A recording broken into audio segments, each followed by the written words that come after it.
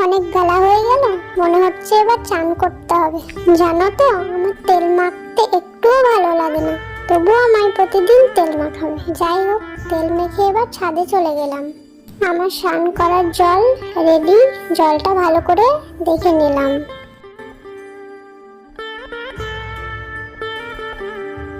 স্নান করাও হয়ে গেল। এবার আমি কোলে বসে বসে একটু রোদ পুড়িয়ে নিই। আমার খুব খিদে পেয়েছে, কিছু খেতে দাও, নইলে এবার গামছাটাই খেয়ে নেব।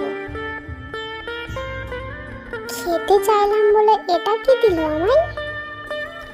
ও, এটা তো তুলসী পাতা আর মধু দিয়েছে, যাতে আমার ঠান্ডা লাগাটা ভালো হয়ে যায়।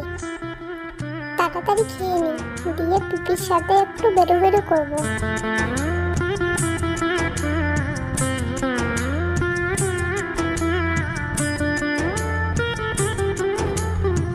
বেরো বেরো অনেক হলো, এবার ঘরে যাই।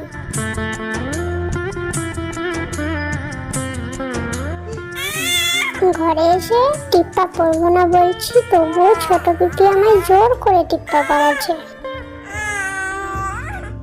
আজকের জন্য এতটুকুই, দেখা হচ্ছে পরের ভিডিওতে। Bye bye.